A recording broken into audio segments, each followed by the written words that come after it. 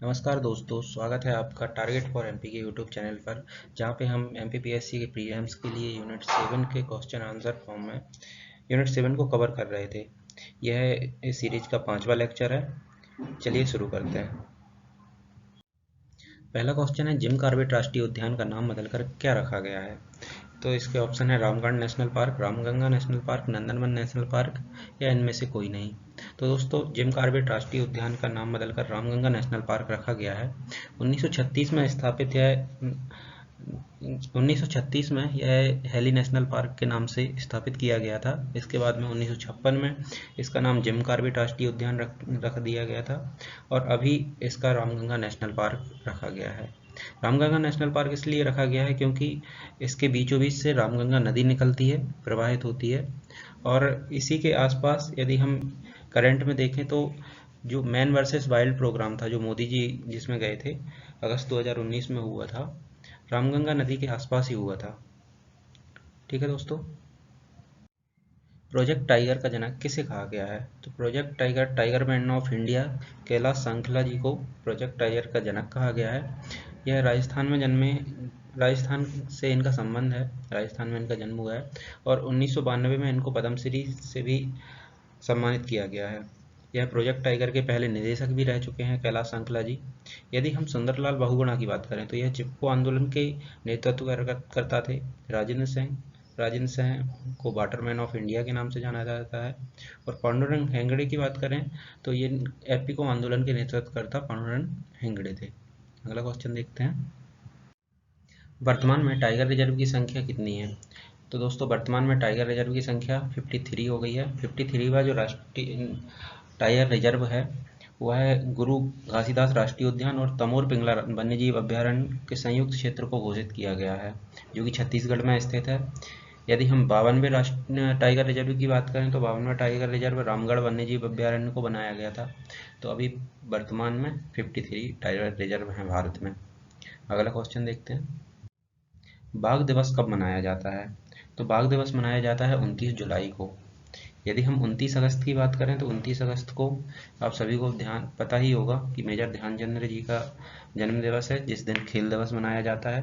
29 जून को विश्व सांख्यिकी दिवस मनाया जाता है, पीसी महालनोबिस जी का जन्म दिवस पर। और 29 अप्रैल की बात करें तो अंतर्राष्ट्रीय नृत्य दिवस 29 अप्रैल को मनाया जाता है। कश्मीरी स्टैग के नाम से किस पशु को जाना जाता है? तो कश्मीरी स्टैग के नाम से हंगुल हिरण को कश्मीरी स्टैग के नाम से जाना जाता है। यह जम्मू कश्मीर का राजकीय पशु भी है और इसका संरक्षण दाचिगम राष्ट्रीय उद्यान जम्मू कश्मीर में किया जाता है। यदि हम कस्तूरी मृग की बात करें तो कस्तूरी मृग परियोजना 1970 के उत्तराखंड के केदारनाथ अभ्यारण्य से स्थापित शुरू की गई है कस्तूरी मृग को बचाने के लिए। यह हिमालय क्षेत्र में पाई जाती है, जम्मू कश्मीर से सिक्किम तक।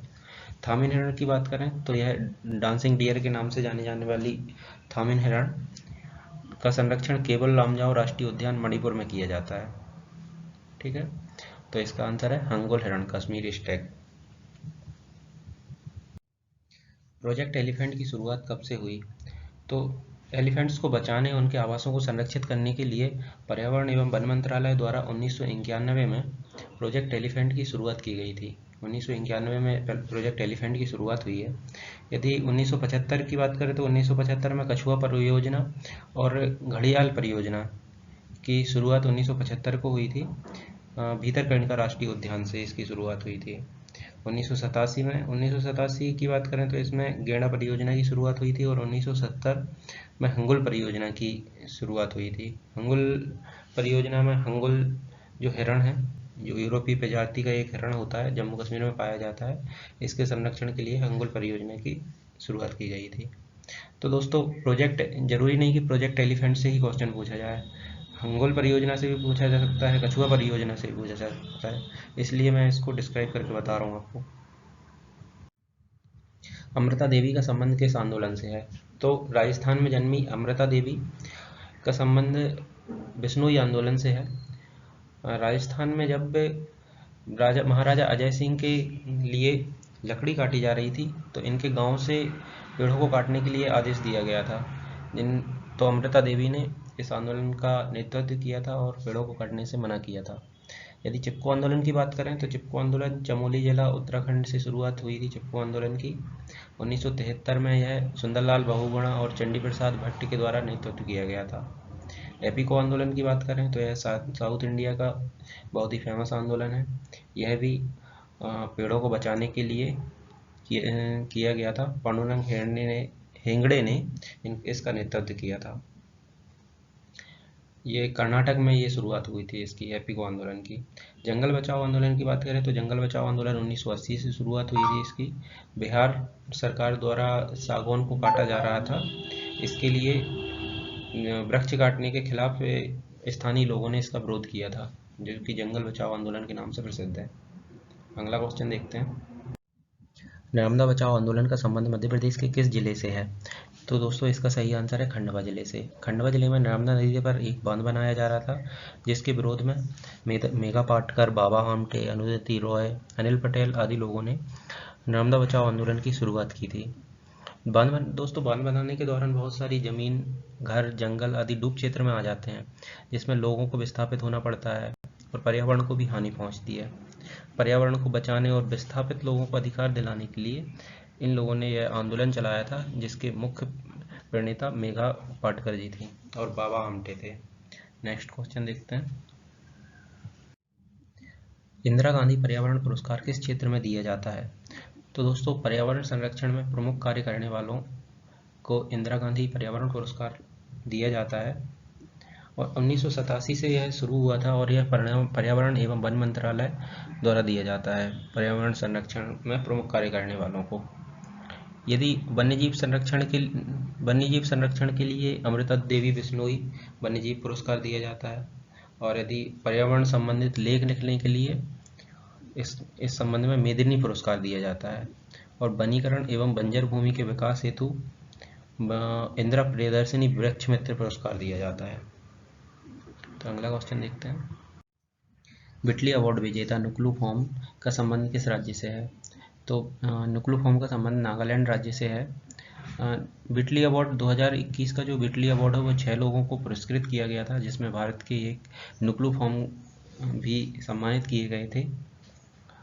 जो विटली अवार्ड है इसको ग्रीन ऑस्कर भी कहा जाता है और ब्रिटेन की संस्था विटली फंड फॉर नेचर द्वारा यह प्रदान किया जाता है। अगला क्वेश्चन देखते हैं। सासाकावा पुरस्कार किस संस्थान या मंत्रालय द्वारा दिया जाता है? तो इसके ऑप्शन है पर्यावरण एवं वन मंत्रालय, एनजीटी, यूएनईपी, आईयूसीएन। ये थोड़ा टाइपिंग एरर है, यहाँ पे यूएनईपी है। तो यूनाइटेड नेशन एनवायरनमेंट प्रोग्राम, इसका सही आंसर है यूनाइटेड नेशन एनवायरनमेंट प्रोग्राम द्वारा सासाकावा पुरस्कार दिया जाता है। यूएनईपी की बात करें तो यह इसकी स्थापना 1972 में हुई थी और इसका हेडक्वार्टर है नैरोबी, केन्या में। सासाकावा पुरस्कार की बात करें तो सासाकावा पुरस्कार जो है वो आपदा जोखिम न्यूनीकरण में किए गए कार्य के लिए दिया जाता है। इसमें इसकी जो इनाम राशि है वो है 50,000 अमेरिकी डॉलर है और भारत के पीके मिश्रा को 2019 का सासाकावा पुरस्कार दिया गया था।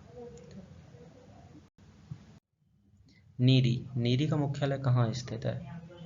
National environmental engineering research institute NEERI का जो मुख्यालय है वह नागपुर में स्थापित है।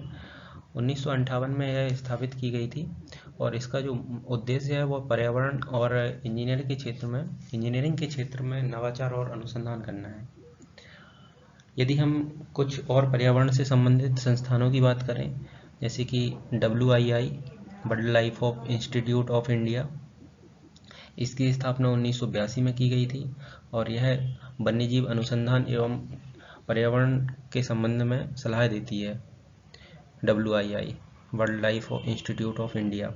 एनजीटी की बात करें तो एनजीटी की स्थापना 2010 में हुई थी और यह एक वैज्ञानिक संस्था है। यह पर्यावरण, जल, जंगल, वायु और जैव विविधता से संबंधित कानून बनाती है और अप्रूवल प्रोवाइड करती है। और टेरी की बात करें तो है 1974 में इसकी स्थापना हुई थी। टेरी का फुल फॉर्म होता है the energy and resource institute, ऊर्जा एवं संसाधन संस्थान। ठीक है। जूलॉजिकल सर्वेक्षण संस्थान की स्थापना कब हुई? तो दोस्तों इसका सही आंसर है 1 जुलाई 1916। 1 जुलाई 1916 को जूलॉजिकल सर्वेक्षण संस्थान की स्थापना हुई और इस संस्थान का काम जंतु वर्ग संबंधी प्राणियों के बारे में जानकारी देना तथा जंतुओं के बारे में सर्वेक्षण करना और उनके बारे में अनुसंधान करना इसका मुख्य कार्य है। इसका हेडक्वार्टर कोलकाता में स्थित है। तो यह जूलॉजिकल सर्वेक्षण संस्थान, इसका आंसर है ऑप्शन ए 1916। तो दोस्तों यह पर्यावरण एवं जैव विविधता से संबंधित मुख्य क्वेश्चन थे। यह 5वां लेक्चर था। इसके बाद में हम और भी लेक्चर अपलोड करेंगे। तो ऐसे ही देखने के लिए आप हमारे चैनल को लाइक एंड सब्सक्राइब कर सकते हैं और बेल आइकन को भी हिट करें। धन्यवाद।